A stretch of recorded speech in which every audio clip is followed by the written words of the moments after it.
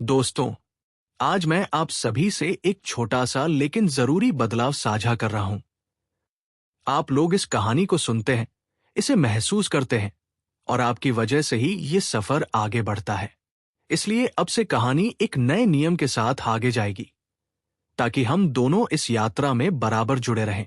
अब से नियम यह है, अगर एक एपिसोड पर 50 लाइक और 20 कमेंट पूरे हो जाते हैं, तो उसी दिन नया एपिसोड जारी किया जाएगा। आपका लाइक, आपकी प्रतिक्रिया और आपका एक छोटा सा कमेंट इस कहानी की असली ताकत है। आपके शब्द मुझे बताते हैं कि कहानी किस दिशा में ले जानी चाहिए और क्या आपको सबसे ज्यादा पसंद आ रहा है। यही वजह है कि ये नियम सिर्फ शर्त नहीं, बल्कि आप और मेरे बीच की एक साझेदारी है। आप अपना हिस्सा निभाइए, 50 लाइक प्लस 20 कमेंट, और मैं अपना वादा पूरा करूंगा। उसी दिन एक नया ताजा एपिसोड तुरंत हाजिर करूंगा। एपिसोड 281 चमनलाल का अंत। जय सिंह वापस चमनलाल और उसके बेटे के पास लौट आया। चमनलाल के आदमी अभी भी वहीं थे, लेकिन जय सिंह को देखते ही वे सब पंछियों के झुंड की तरह तितरबिर हो गए। जय सिंह ने बिना एक शब्द कहे चमनलाल और उसके बेटे को घसीटकर सम्राट एंटरटेनमेंट के अंदर ले गया। कई चांदी की सुइयां निकालकर जय सिंह ने चमनलाल को एक कुर्सी पर धकेला और ठंडे स्वर में कहा, किलिंग स्टार लीजन कहाँ है? चमनलाल ने अपने दांत कसकर भींच लिए और गहरी आवाज में उत्तर दिया, सिंह, इस स्थिति में क्या तुम्हें अब भी लगता है कि मैं इस बारे में बात करूंगा? मारना है या अपंग करना है, जो चाहो करो। अगर चमनलाल ने उफ भी की तो समझना मैं किसी काम का नहीं। जय सिंह ने शब्दों पर ध्यान नहीं दिया, अपना हाथ उठाया और छोटे मास्टर चमन का कान काट दिया। तुम क्या कर रहे हो? चमनलाल घबराकर चिल्लाया, जबकि छोटा मास्टर चमन दर्द से लगभग बेहोश हो गया था। मैं एक बार पूछूंगा, तुम उत्तर नहीं दोगे तो मैं तुम्हारे बेटे का एक अंग ले लूंगा, जय सिंह ने ठंडक से कहा। तुम्हारे बेटे के शरीर पर बहुत से अंग हैं, देखते हैं तुम कितनी बार चुप रह सकते हो। तुम नीच हो, चमनलाल ने पीड़ा में कहा। ये हमारे बीच की बात है, बकवास बंद करो, जय सिंह ने ठंडक से कहा। किलिंग स्टार लीजन कहाँ है? तुम उससे संपर्क कैसे करते हो? ये 2 प्रश्न हैं। अगर तुमने उत्तर नहीं दिया तो मैं उसके 2 अंग ले लूंगा। जय सिंह को फिर से चाकू उठाते देख चमनलाल आखिरकार टूट गया, उसकी आवाज कांप रही थी। अगर मैं तुम्हें बता दूं तो क्या तुम हमारी जान बख्श दोगे? जय सिंह ने कोई उत्तर नहीं दिया, लेकिन एक बार फिर अपना हाथ उठाया और चमनलाल का दूसरा कान काट दिया। चमनलाल तुरंत चिल्लाया, मैं बताता हूँ। किलिंग स्टार लीजन विंध्य प्रदेश में है, एक गुप्त संगठन का हिस्सा। उनके बारे में बहुत कम लोग जानते हैं। अगर तुम किलिंग स्टार लीजन को खोजना चाहते हो तो तुम्हें पहले उनके दूत से संपर्क करना होगा। मैं केवल दूत का पता जानता हूं, मुझे सच में नहीं पता कि किलिंग स्टार लीजन वास्तव में कहाँ है। दूत कहाँ है? जय सिंह ने पूछा। चमनलाल ने बिना देर किए जल्दी से दूत का स्थान और नाम बता दिया। जय सिंह ने उसे याद कर लिया, फिर ठंडी नजरों से चमनलाल को देखा। श्रीमान चमनलाल, विक्रम ठाकुर ने बहुत पहले ही 500 करोड़ भेज दिए थे। मैंने उसकी जीवन भर की सुरक्षा की गारंटी दी है। जब तक वो स्वर्ग और तर्क के विरुद्ध कुछ नहीं करता, कोई उसे छू नहीं सकता। शंकर शेट्टी वो विरोध करना चाहता था, इसलिए मैंने उससे 10 अरब ले लिए। हालांकि उसने अपनी अधिकांश संपत्ति खो दी है, लेकिन बचा हुआ धन कई जन्मों के लिए पर्याप्त है। वो एक साधारण अरबपति के रूप में जी सकता है। मैं तुमसे मूल रूप से केवल 15 अरब चाहता था, लेकिन तुमने मुझे भुगतान करने के बजाय एक हत्यारे को काम पर रखने के लिए 5 अरब खर्च करना पसंद किया। जब ऐसा है तो मेरे पास तुम्हें मारने और फिर तुम्हारी सारी संपत्ति लेने के अलावा कोई विकल्प नहीं है। चमनलाल हक्का बक्का रह गया। सोचने पर उसे आभास हुआ कि उसने खुद ही अपने ऊपर यह विपत्ति बुलाई है। अगर उसने पहले 5 अरब दे दिए होते तो वह अब जय सिंह के संरक्षण में होता। आखिरकार जय सिंह अब 10 बड़े परिवारों के बीच एक हैवीवेट व्यक्ति था, जो केवल एक शब्द से पूरे विंध्य प्रदेश में सुगम यात्रा सुनिश्चित कर सकता था। विक्रम ठाकुर ने बस जय सिंह का दामन थाम लिया था, यही कारण है कि उसका व्यापार आसपास के शहरों में फैलने लगा था। शंकर शेट्टी के पतन के साथ विक्रम ठाकुर धीरे धीरे शंकर शेट्टी के क्षेत्र में पहुंच गया। ये सब जय सिंह के कारण हुआ। इस क्षण चमनलाल को अत्यधिक पछतावा हो रहा था। 5 अरब से हत्यारों को क्यों काम पर रखा? सीधे जय सिंह को देने से परिणाम पूरी तरह से अलग होता। क्या वो बस मौत नहीं मांग रहा था? बस बहुत हुआ, चलो इसे यहीं समाप्त करते हैं, जय सिंह ने लापरवाही से कहा। चमनलाल के माथे पर एक हथेली से प्रहार किया, जिससे वह जमीन पर गिर पड़ा। छोटे मास्टर चमन ने संघर्ष करने की कोशिश की, लेकिन जय सिंह ने उसे मौके पर ही मार डाला। उन दोनों को डिवॉरिंग द हेवंस टेक्निक ने पूरी तरह से निगल लिया, हड्डी की धूल का एक कण भी पीछे नहीं छोड़ा। इसके बाद जय सिंह ऐसे चला गया जैसे कुछ हुआ ही न हो। बाहर चमनलाल के आदमी सब भौचक्के रह गए, किसी में भी आकर हस्तक्षेप करने की हिम्मत नहीं हुई, उनका साहस पूरी तरह से टूट चुका था। जैसे ही जय सिंह सम्राट एंटरटेनमेंट के प्रवेश द्वार से बाहर निकला, एक कार अचानक आगे बढ़ी और एक आदमी बाहर निकला, एक महिला को उसके बालों से घसीटते हुए। यह आदमी और औरत वही जोड़ा थे जो कुछ देर पहले ही जांच के लिए अस्पताल गए थे, यशिका और उसका प्रेमी। उन दोनों को लड़ते देख ऐसा लग रहा था कि जांच के परिणाम संतोषजनक नहीं थे। उस आदमी ने यशिका को जबरदस्ती जय सिंह के पास घसीटा और फिर एक धम्म से जमीन पर घुटने टेक कर बोला, जय भैया, मैं बस आपका धन्यवाद करना चाहता था। अगर आप नहीं होते तो मुझे कभी पता नहीं चलता कि वो मेरे पीठ पीछे क्या क्या कर रही है। अगर आप नहीं होते तो मुझे नहीं पता कि मैं कब तक ये धोखा खाता रहता। आपने मेरी बाकी की जिंदगी बचा ली। जय सिंह मुस्कुराया, उस आदमी के कंधे पर थपथपाया और यशिका की ओर देखा जिसका चेहरा राख जैसा हो गया था, और धीरे से कहा, क्यों परेशान होना, क्या एक पल की संतुष्टि के लिए अपनी पूरी जिंदगी दांव पर लगाना उचित है। यशिका ऐसे रोई जैसे बारिश हो रही हो। वह जानती थी कि वह समाप्त हो चुकी है। अभी अभी उस आदमी ने उसके परिवार को फोन किया था और उसके परिवार ने सीधे उसे वापस न आने के लिए कह दिया। यहाँ यह आदमी भी अब उसे स्वीकार नहीं करेगा। अब वह कैसे जिएगी। अगली सुबह लाला भाई के आदमी चंद्रपुर शहर पहुंच गए। इसके बाद चमनलाल के चंद्रपुर का बॉस न रहने के कारण लाला भाई अब बिना किसी रोक टोक के उस जगह को निगल सकता था। बेशक ये सब अब जय सिंह का व्यापार था, लाला भाई तो बस उसकी ओर से इसका प्रबंधन कर रहा था। दोपहर तक जय सिंह और उसका समूह रामपुर शहर लौटने से पहले एक आखिरी भोजन के लिए दिनेश के घर गए। अम्मा और दिनेश ने अनिच्छा से विदाई ली और सुनीता अम्मा के समूह को रुकने के लिए आमंत्रित करती रही। आखिरकार उन्होंने जय सिंह की क्षमताओं की पूरी सीमा देख ली थी। वे कुछ कहने की हिम्मत कैसे कर सकते थे। जहां तक आलोक का सवाल है, वह आज सुबह अपने नशे की स्थिति से जागा और सुनीता ने आखिरकार उसे जय सिंह की शक्ति के बारे में बताने का अवसर पकड़ा। आलोक डर के मारे लगभग बेहोश हो गया और तुरंत अपने दोस्तों को फोन किया, उन्हें चेतावनी देने की कोशिश की कि वे अब जय सिंह को और न उकसाएं। लेकिन फिर उसने और भी चौंकाने वाली खबर सुनी। ऐसा लग रहा था कि चमनलाल और उसके बेटे को जय सिंह ने शांत कर दिया था। पिछली रात जब चमनलाल कमरे में घुसा तो आलोक लगभग पूरी तरह नशे में था। अब इन लोगों की बातें सुनकर उसे पिछली रात चमनलाल के घुटने टेकने की घटना की धुंधली याद आई और वह इतना डर गया कि उसकी पैंट गीली हो गई। उसे आखिरकार आभास हुआ कि उसने सच में किसी ऐसे व्यक्ति से पंगा ले लिया था जिससे उसे नहीं लेना चाहिए था। इसलिए जब उसने दोपहर में जय सिंह को देखा तो वह एक बटेर की तरह विनम्र व्यवहार कर रहा था, एक शब्द भी बोलने की हिम्मत नहीं कर रहा था और चुपचाप एक तरफ बैठा था। 3 दौर की शराब के बाद जय सिंह हल्के से मुस्कुराया और हाथ में शराब का गिलास लेकर आलोक की ओर मुड़ा। यहाँ आलोक, चलो एक साथ पीते हैं। आलोक ने मौके पर ही लगभग उल्टी कर दी। 2 दिनों से वह जय सिंह की जबरदस्ती शराब पिलाने से परेशान था और अब वह शराब को देखते ही डर गया था। जय भैया, मैं सच में और नहीं पी सकता, आलोक ने सिसकते हुए कहा। ओह, जय सिंह मुस्कुराया, क्या तुम पी नहीं सकते या तुम्हारी हिम्मत नहीं है। मैं आलोक का चेहरा बेहद शर्मिंदा था, उसे समझ नहीं आ रहा था कि क्या जवाब दे। हाँ, जय सिंह हंसा, अपना शराब का गिलास नीचे रखा और कहा, आलोक, मैं चाहता हूं कि तुम इसे एक सबक के रूप में याद रखो। तुम्हारे पिता अब नायक परिवार के साथ सहयोग कर रहे हैं और नायक परिवार से बात करना इतना आसान नहीं है। अगर तुम्हारे लापरवाह व्यवहार से तुम्हारे पिता पर थोड़ा सा भी नकारात्मक प्रभाव पड़ा तो नायक परिवार सहयोग रद्द कर देगा। समझे। आलोक ने अपना सिर ऐसे हिलाया जैसे कोई चूजा चावल के दाने चुग रहा हो और बार बार कहता रहा, जय भैया, मैं सच में दोबारा ऐसा करने की हिम्मत नहीं करूंगा। मुझे पता है कि मैं गलत था। जय सिंह ने फिर कुछ नहीं कहा। सच तो यह है कि उसे सुनीता या आलोक दोनों के बारे में कोई अच्छी धारणा नहीं थी। हालांकि दिनेश अलग था। यह आदमी जय सिंह को आश्वस्त करता था। वह सचमुच एक दयालु व्यक्ति था जो जय सिंह के हस्तक्षेप करके आलोक को सबक सिखाने का मुख्य कारण था। दोपहर में जय सिंह और उसके साथी चंद्रपुर शहर से निकलकर सीधे रामपुर शहर की ओर बढ़ गए। किरण के दिल की एक इच्छा पूरी हो गई थी और वह रास्ते में असाधारण रूप से खुश थी।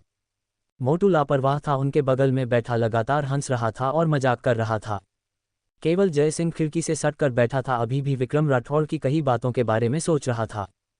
कर्नल राणा का समय अब अच्छा नहीं चल रहा था। वास्तव में एक सेना का अनुभवी जिसने एक पैर खो दिया हो वह कभी कैसे संतुष्ट हो सकता है। जय सिंह हमेशा से अपने इस पूर्व टीम लीडर से मिलना चाहता था और अब ऐसा लग रहा था कि ऐसा करने का सही समय आ गया है।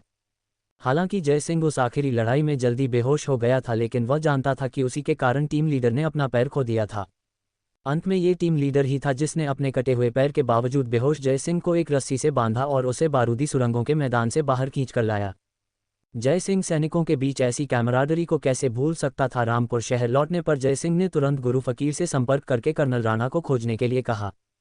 जय सिंह केवल इतना जानता था कि कर्नल राणा का गृहनगर उत्तर प्रदेश के सीतापुर शहर में था, लेकिन वास्तव में कहाँ उसे इसका कोई आभास नहीं था। इस मामले की जांच के लिए गुरु फकीर को व्यक्तिगत रूप से जाना पड़ा। एक शहर छोटा नहीं होता और गुरु फकीर के लिए कर्नल राणा को खोजना शायद आसान नहीं होगा। हालांकि गुरु फकीर इन मामलों में काफ़ी कुशल था और यह काम उसे सौंपना अधिक उपयुक्त था।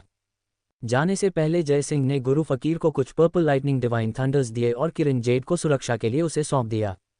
5 दिन बाद लाला भाई ने फ़ोन किया। चंद्रपुर शहर में उनकी प्रगति उल्लेखनीय रूप से तेज थी और उन्होंने पहले ही चमनलाल की लगभग 70% संपत्ति पर नियंत्रण कर लिया था। चमनलाल की मृत्यु के बाद उसके अधीनस्थ नेतृत्वहीन हो गए और तुरंत अव्यवस्थित हो गए। लाला भाई के पहुंचते ही उनमें से आधे तुरंत उसकी तरफ आ गए। कुछ विरोध करना चाहते थे और लाला भाई ने उनसे निपट लिया। बाकी जो चमनलाल के वफादार थे चमनलाल के लिए प्रतिशोध की मांग कर रहे थे। इस दौरान लाला भाई ने इन लोगों से एक बार और हमेशा के लिए निपटने की तैयारी शुरू कर दी। एक बार जब उनसे निपट लिया जाएगा तो चंद्रपुर शहर सुरक्षित हो जाएगा। एक बार चंद्रपुर शहर पर कब्जा हो जाने के बाद लाला भाई 7 ड्रैगन हेड्स में से एकमात्र ऐसा व्यक्ति बन जाएगा जो 2 शहरों को नियंत्रित करता है। 7 लोगों में उसकी स्थिति तब अष्टमुखी यमराज के बाद दूसरे स्थान पर होगी। स्वाभाविक रूप से लाला भाई इस विकास से बहुत प्रसन्न था। जय सिंह ने लापरवाही से लाला भाई से सम्राट एंटरटेनमेंट की राधा का उल्लेख किया और उससे उसकी देखभाल करने के लिए कहा। आखिरकार वह किरण की बचपन की दोस्त थी। लाला भाई के लिए जय सिंह के शब्द किसी शाही फरमान से कम नहीं थे। उसी दिन लाला भाई ने राधा को सम्राट एंटरटेनमेंट के मैनेजर के पद पर पदोन्नत करने की घोषणा की, जिससे उसे पूरे संचालन पर नियंत्रण मिल गया। जहां तक पिछले मैनेजर का सवाल है, लाला भाई ने उसका भी ख्याल रखा। ये छोटी लड़की जिसका पहले सम्राट एंटरटेनमेंट में लगभग कोई स्थान नहीं था, अचानक पदोन्नति पाकर ऊपर चढ़ गई। बेशक उसके पास प्रबंधन का अनुभव नहीं था, लेकिन यह अब महत्वपूर्ण नहीं था। जब तक लाला भाई सामान्य दिशा पर अपनी मजबूत पकड़ बनाए रखेगा, कोई भी सम्राट एंटरटेनमेंट में परेशानी पैदा करने की हिम्मत नहीं करेगा। इसके अलावा जय सिंह द्वारा पहले की गई घटना के बाद हर कोई जानता था कि वह कोई ऐसा व्यक्ति नहीं था जिससे पंगा लिया जाए। इसलिए राधा के मैनेजर बनने के बाद सम्राट एंटरटेनमेंट में चीजें सुचारू रूप से चलीं और व्यापार में भी बहुत सुधार हुआ था। कई अमीर दूसरी पीढ़ी के बच्चे यहां अपना चेहरा दिखाने आने लगे, सिर्फ इसलिए कि राधा उन्हें याद रखे और भविष्य में जय सिंह के साथ संभावित बातचीत के लिए एक अच्छी छाप छोड़े। एक अप्रत्याशित मोड़। इस वजह से राधा और उसके माता पिता ने अम्मा और किरण को कई फ़ोन किए ताकि वे जय सिंह का आभार व्यक्त कर सकें। वे अपने और जय सिंह के बीच की खाई को जानते थे, इसलिए उन्होंने उसे सीधे फ़ोन करने की हिम्मत नहीं की। जय सिंह को हालांकि कोई आपत्ति नहीं थी। उसे राधा काफ़ी सरल लड़की लगी और चूंकि वह किरण के साथ इतना अच्छा व्यवहार करती थी तो उसे मौका क्यों न दिया जाए। एक सप्ताह बाद सप्ताहांत के साथ विक्रम सिंह और सरिता ने घर पर छुट्टी ली और प्रिया भी बाहर नहीं गई। उस दिन जय सिंह घर पर था और दोपहर के भोजन के दौरान सरिता ने अचानक कहा, अरे विक्रम जी, कल हमारे दूसरे मामा के बेटे की शादी है। दोपहर में मौसी और मौसा वापस आ रहे हैं। क्या आपको लगता है कि हमें कुछ व्यवस्था करनी चाहिए? विक्रम सिंह ने अभी अभी खाना खत्म किया था और यह सुनकर उसने अपनी चॉपस्टिक नीचे रखी और थोड़ा माथा सिकुड़ा। वे हर साल वापस आते हैं और हम हमेशा व्यवस्था करते हैं, लेकिन वे कभी नहीं आते।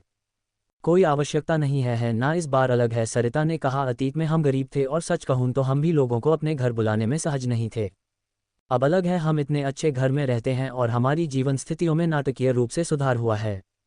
अब समय आ गया है कि हम लोगों को घर बुलाएं।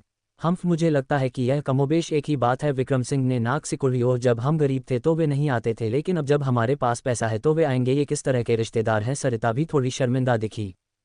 उसकी मौसी का परिवार राजधानी में रहता था, एक अच्छे घराने में शादी हुई थी और उन्होंने हमेशा उन्हें नीची नज़र से देखा था। इन वर्षों में वे शायद ही कभी मिलने आए थे।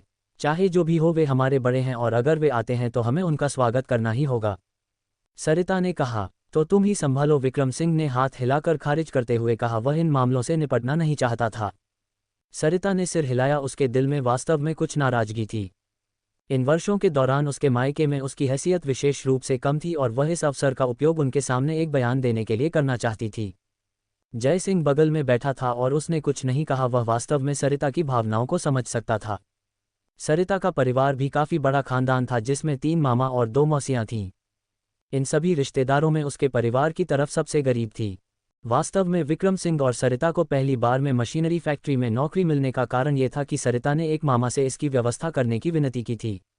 बाद में इस मामा ने सभी रिश्तेदारों को इसके बारे में बता दिया, जिससे उन्हें लंबे समय तक उपहास का सामना करना पड़ा। सच कहूं तो पिछले कुछ वर्षों में सरिता की अपने मायके में स्थिति बहुत कम थी। इन रिश्तेदारों द्वारा उसे बिल्कुल भी अच्छी तरह से नहीं माना जाता था। जय सिंह को सबसे स्पष्ट रूप से वह समय याद था जब सरिता नए साल के लिए राजधानी गई थी और अपनी बड़ी मौसी से मिलने और उनका सम्मान करने के लिए जाना चाहती थी। हालांकि मौसी ने सीधे उसे आने की कोई आवश्यकता नहीं है कहकर मना कर दिया और उसे दरवाजे के अंदर भी नहीं आने दिया। यह नए साल के दौरान था, उसकी अपनी मौसी, और फिर भी ऐसी घटना हो सकती थी। जय सिंह तब काफ़ी छोटा था, लेकिन वह उसके परिवार की तरफ से भेदभाव को महसूस कर सकता था। इन वर्षों के दौरान सरिता और इन रिश्तेदारों ने शायद ही कभी बातचीत की। ऐसा नहीं था कि वह नहीं चाहती थी, लेकिन वे बस उसे नज़रअंदाज कर देते थे। एकमात्र कभी कभार की मुलाकातें पूर्वजों की कब्रों पर वार्षिक यात्राओं के दौरान होती थीं और तब भी वे उपहास और तिरस्कार से भरे होते थे। बचपन में जय सिंह का सबसे नफरत वाला समय तब होता था जब उसे इन लोगों को देखना पड़ता था, और सरिता के रिश्तेदार हमेशा जय सिंह के साथ बुरा व्यवहार करते थे, खासकर जब से उसे विक्रम सिंह लाया था और उसका सरिता से कोई खून का रिश्ता नहीं था। इन वर्षों में सरिता के दिल में हमेशा नाराजगी रही थी। अब जब उनके घर की स्थिति में आखिरकार सुधार हो गया था तो वह स्वाभाविक रूप से इन रिश्तेदारों को बुलाना चाहती थी और उन्हें ये बताना चाहती थी कि उस समय उसकी पसंद गलत नहीं थी। रात के खाने के बाद सरिता ने रिश्तेदारों को फ़ोन करना शुरू कर दिया। हालांकि उसे जो जवाब मिले वे सभी एक जैसे थे। उनके पास पहले से ही योजनाएं थीं और उन्होंने उससे परेशान न होने के लिए कहा। सरिता का चेहरा निराशा से भर गया। ये रिश्तेदार अभी भी उसके साथ ऐसा व्यवहार कर रहे थे जैसे वह कोई सांप या बिच्छू हो। दोपहर 3 बजे के बाद सरिता की मौसी ने फ़ोन किया और उन्हें शाम को शेरेटन में एक सभा के लिए तैयार होने के लिए कहा।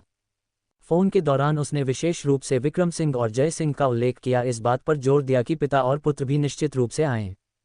जय सिंह वास्तव में इन मामलों में शामिल नहीं होना चाहता था, लेकिन सरिता का दयनीय रूप देखकर वह अंततः सहमत हो गया। आखिरकार सरिता ने विक्रम सिंह के पीछे इन वर्षों में बहुत कुछ सहा था। जय सिंह अपने व्यवहार में निष्पक्ष था। इससे कोई फर्क नहीं पड़ता था कि सरिता उसके प्रति अच्छी नहीं थी। आखिरकार वह उसकी सौतेली माँ थी और वह अतीत में कोई फरिश्ता नहीं था, अक्सर घर पर परेशानी खड़ी करता था। हालांकि सरिता विक्रम सिंह के प्रति अच्छी थी और जय सिंह को ये याद था। हालांकि वह आमतौर पर सरिता से परेशान नहीं हो सकता था, लेकिन अगर उसे ज़रूरत होती तो वह उसकी मदद जरूर करता। शाम 6:30 बजे सरिता साफ सुथरे कपड़े पहने विक्रम सिंह, जय सिंह और प्रिया को शेरेटन ले गई। फाल्गुनी राजधानी में थी और वापस नहीं आ सकी। जिस प्रोजेक्ट पर वह काम कर रही थी वह एक महत्वपूर्ण क्षण में पहुंच गया था और वह उसे छोड़ नहीं सकती थी। चिन्मय ने छुट्टी का फायदा उठाकर बाहर स्केचिंग करने चला गया। वास्तव में अब वह जय सिंह के साथ एक ही छत के नीचे शायद ही कभी देखा जाता था। रामपुर शहर में शेरेटन को एक उच्च स्तरीय होटल माना जाता था जहां कुछ ₹1000 का भोजन काफ़ी सामान्य था। शेरेटन के प्रवेश द्वार पर खड़ी सरिता भावुक हुए बिना नहीं रह सकी। अतीत में वह केवल दूसरों को इस जगह के बारे में बात करते हुए सुन सकती थी, उसके पास कभी अंदर जाने के साधन नहीं थे। अब यहाँ आकर उसे बिल्कुल भी घबराहट महसूस नहीं हुई। निजी कमरे का नंबर देने के बाद वेटर चारों को ऊपर एक बड़े निजी कमरे में ले गया।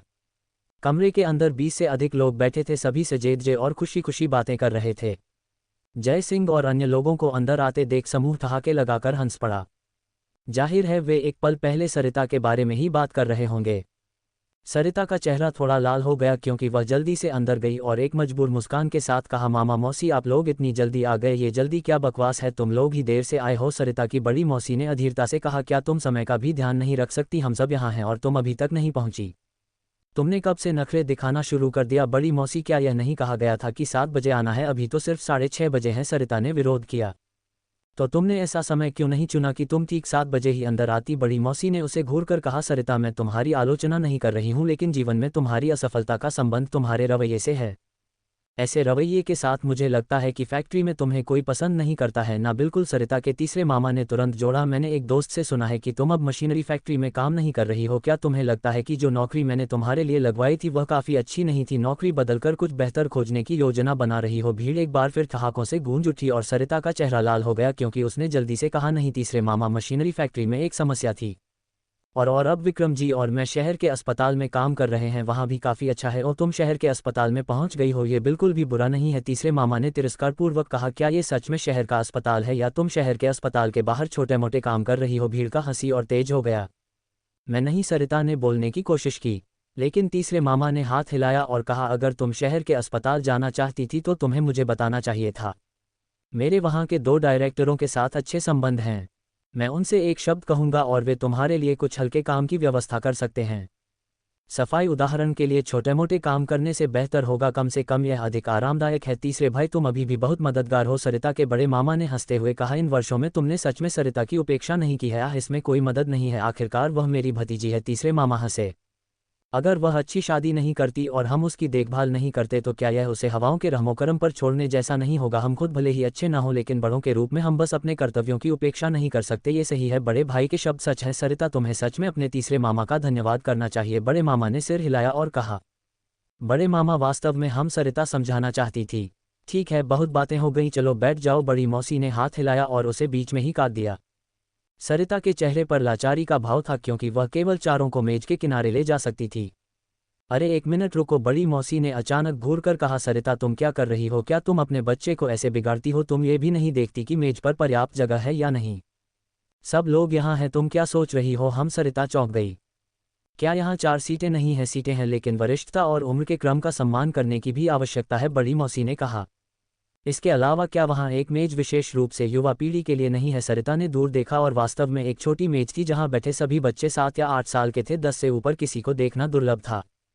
प्रिया तुम वहाँ जाकर क्यों नहीं बैठ जाती? सरिता ने सुझाव दिया। ठीक है, प्रिया ने आज्ञाकारी रूप से सिर हिलाया। जैसे ही सरिता विक्रम सिंह और जय सिंह को बैठाने वाली थी, बड़ी मौसी का भाव तुरंत ठंडा हो गया। सरिता तुमने कब से बच्चों को इस तरह बिगाड़ना शुरू कर दिया? क्या मैंने नहीं कहा बच्चे वहाँ बैठते हैं? इसका क्या मतलब है? हम सरिता चौंक गई। बड़ी मौसी जय सिंह के बारे में बात कर रही थी, लेकिन जय सिंह इतना छोटा नहीं था, उसका वहाँ बैठना कैसा लगेगा? बड़ी मौसी जय सिंह पहले से ही 18 साल का है, सरिता ने धीमी आवाज में कहा। इसके अलावा आपकी बेटी तो केवल 15 की है और यहाँ बैठी है। मेरी बेटी को बच्चों के साथ बैठना पसंद नहीं है। क्या तुम बस इतना नहीं मान सकती? बड़ी मौसी ने वापस घूरा। सरिता क्या तुम कह रही हो कि मैं कुछ गलत कर रही हूँ? नहीं ऐसा नहीं है। सरिता को पसीना आ गया। हालांकि वह अमीर हो गई थी, फिर भी उसे इन रिश्तेदारों के सामने एक स्वाभाविक भय महसूस होता था। कैसा रहेगा अगर मैं वहां जाकर बैठ जाऊं? जय सिंह ने लापरवाही से कहा। उसे इस मेज से कोई लेना देना नहीं था, उसने उनसे पहले शायद ही कभी बात की हो। यह उचित नहीं होगा, सरिता ने धीरे से कहा। कोई बात नहीं, जय सिंह उठा और चला गया। सरिता का चेहरा माफी से भरा था क्योंकि उसने इस्तीफा देते हुए आ भरी और विक्रम सिंह के साथ मेज पर बैठ गई। बच्चों की मेज पर बैठे जय सिंह को अचानक बच्चों के झुंड द्वारा उत्सुक आंखों से देखा गया। जय सिंह को खुद कोई आपत्ति नहीं थी, उसने मेज से कुछ खाना उठाया और अकेले ही खाने लगा। मुख्य मेज पर वापस तभी बड़ी मौसी संतोष के साथ मुस्कुराई, मेज से एक गिलास उठाया और मुस्कान के साथ कहा, ठीक है अब जब सब लोग यहाँ हैं, बहुत समय हो गया है जब हम सब एक साथ मिले हैं, तो चलो सब एक साथ पीते हैं। सबने अपने गिलास उठाए और एक घूंट के बाद बड़ी मौसी ने मुस्कान के साथ कहा, अब कल के बारे में, बड़े भाई का बेटा शादी कर रहा है और यह हमारे परिवार के लिए एक बड़ी बात है। हमारे स्थानीय रीति रिवाजों के अनुसार हमें इस तरह के आयोजन के लिए एक अच्छा प्रयास करना होगा। इसलिए मैंने आप सभी को आने के लिए कहा है, क्योंकि मैं शादी की तैयारियों पर चर्चा करना चाहती हूँ। बड़ी बहन, हम ये मामले आपके ऊपर छोड़ देंगे कि आप ही व्यवस्था करें। बड़े मामा ने हंसते हुए कहा, हम सब में आप दूसरे भाई को सबसे ज़्यादा प्यार करती हैं और आप इन रीति रिवाजों को सबसे अच्छी तरह समझती हैं। इसे संभालने के लिए आप ही आदर्श व्यक्ति हैं। सभी ने अपना समर्थन व्यक्त किया और बड़ी मौसी मुस्कुराई, बोली, चूंकि सभी सहमत हैं तो ये तय है, मैं इसका जिम्मा लूंगी। कल का मामला जीवंत और सुरुचिपूर्ण होना चाहिए। सबसे पहले कारों का मुद्दा है। हमारे परिवार की अब थोड़ी प्रतिष्ठा है, इसलिए हम वाहनों पर कंजूसी नहीं कर सकते। मैंने राजधानी से 17 कारों की व्यवस्था की है और यहाँ रामपुर शहर में मैंने 20 से अधिक की व्यवस्था की है। आप सभी ने भी तैयारी कर ली होगी, है ना? बड़े मामा ने हंसकर कहा, बेशक मैंने 9 कारों की व्यवस्था की है और मेरे यहाँ रामपुर शहर के दोस्तों ने मेरे लिए 1 दर्जन से अधिक तैयार की हैं। मैंने भी तैयारी की है, दूसरी मौसी ने कहना शुरू किया। मैंने भी तैयारी की है, तीसरे मामा ने पीछा किया। सभी ने एक के बाद एक बात की और जल्दी ही इकट्ठी हुई कारों की संख्या 100 से अधिक हो गई। बड़ी मौसी ने संतोष में सिर हिलाया, उनकी नज़रें अंततः सरिता पर पड़ी। सरिता, चूंकि तुम पोती हो, हम सब तुम्हारे परिवार की स्थिति जानते हैं, इसलिए हम तुम्हारे लिए चीज़ें कठिन नहीं बनाएंगे। कैसा रहेगा? तुम कुछ दहेज की वस्तुओं या इसी तरह की चीज़ों को ले जाने के लिए 2 ट्रकों की व्यवस्था करो जो काफिले के अंत में यात्रा करेंगे। इसमें कोई समस्या नहीं होनी चाहिए, है ना? इससे पहले कि सरिता कुछ बोल पाती, तीसरे मामा ने तुरंत हंसकर कहा, बड़ी बहन, तुम कहती हो कि तुम सरिता के लिए चीजें कठिन नहीं बना रही हो, फिर भी इन ट्रकों को चलाने में पैसा लगता है। तुम जानती हो ईंधन की लागत। सरिता, चिंता मत करो, बस ट्रक ड्राइवरों से कहना कि हम उनके वेतन और ईंधन की लागत को कवर करेंगे। मन की शांति के साथ इसे संभालो, तुम्हारे मामा तुम्हें नुकसान नहीं होने देंगे, इसकी कोई आवश्यकता नहीं है। सरिता ने जल्दी से अपने हाथों से इशारा किया। ठीक है, ये तय है, बड़ी मौसी ने सिर हिलाते हुए कहा। सरिता, तुम ट्रकों का ध्यान रखोगी। मैं सरिता के पास कहने के लिए शब्द नहीं थे। फुसफुसाते हुए, मैं कुछ शादी की कारों की व्यवस्था कर सकती हूँ, तुम्हें हस्तक्षेप करने की आवश्यकता नहीं है। बड़े मामा ने सीधे बीच में टोका, यह एक शादी है आखिरकार और हमें अच्छी कारों की आवश्यकता है। तुम कौन सी शादी की कारें व्यवस्थित कर सकती हो? सही है सरिता, मेरा बेटा भी तुम्हारा चचेरा भाई है, तुम उसे निराश नहीं कर सकती। दूसरे मामा ने तुरंत हस्तक्षेप किया, बड़े भाई और बहन को देखो, उन्होंने मर्सिडीज बेंज और BMW की व्यवस्था की है और कम से कम एक पसाट। मेरी बहू का परिवार भी प्रमुख है, हमें शर्मिंदा मत करना। ठीक है। सरिता अचानक खुद को शब्दों की कमी में पाती है। कारों से अपरिचित उसे स्वाभाविक रूप से कोई आभास नहीं था कि मर्सिडीज बेंज, BMW या पसाट को किस वर्ग का माना जाता है, नहीं वह जानती थी कि कैसे जवाब दे।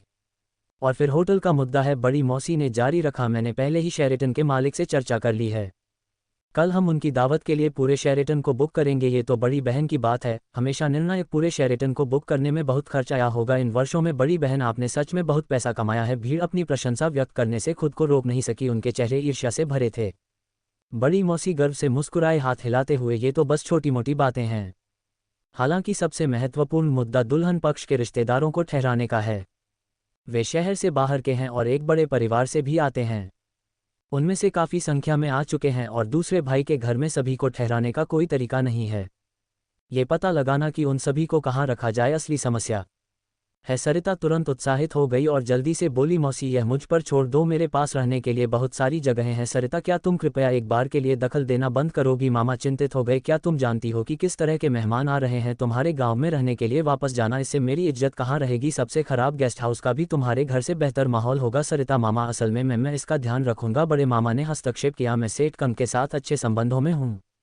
उनके नाम पर होटल यामिनी नामक एक 4 सितारा होटल है जो वास्तव में अच्छा है।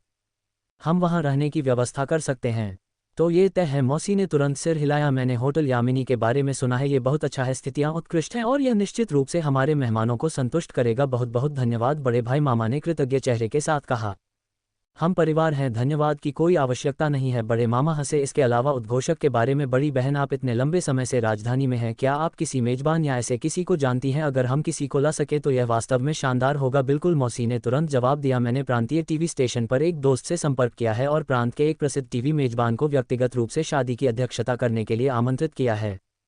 ये पूर्णता से कम नहीं होगा, ये शानदार है। मामा लगभग उछल पड़े। एक टीवी मेजबान को लाना है? भगवान, यह शादी निश्चित रूप से रामपुर शहर में धूम मचा देगी। सभी दिल खोलकर हंसे, हर एक के चेहरे पर आत्मसंतुष्टि का भाव था। ये तथाकथित पारिवारिक दावत वास्तव में केवल उनके धन का प्रदर्शन था। तीसरे दौर के टोस्ट के बाद बाहर से 3 लोग आए। एक बूढ़ा जोड़ा एक युवक के साथ। उनके चेहरों पर ईमानदार और सच्ची मुस्कान थी। अरे रामप्रसाद चाचा, आप आ गए। मौसी ने तुरंत मुंह बनाया। आपने 7 बजे कहा था, अब 7:30 बज रहे हैं। क्या आप और व्यस्त होते जा रहे हैं? क्या खेतों में इतना काम है? इस बिंदु पर जयसिंह खड़ा हो गया क्योंकि उसने युवक को पहचान लिया था। उसका नाम विकास था, वह पहले उनके साथ रहता था। जयसिंह से कुछ साल बड़ा विकास अक्सर उसे पहाड़ों पर और नदियों में ले जाता था जब वे छोटे थे। उनके बीच बहुत अच्छा रिश्ता था। विकास के परिवार के चले जाने के बाद वे लंबे समय से नहीं मिले थे। विकास, जयसिंह ने पुकारा। विकास ने देखा और वह भी प्रसन्न हुआ। जयसिंह, दोनों एक दूसरे के पास आए। दोनों रोमांचित थे, आखिरकार वे कई सालों से अच्छे दोस्त थे। विकास के पिता रामप्रसाद चाचा एक प्रवासी मजदूर थे, बहुत ईमानदार।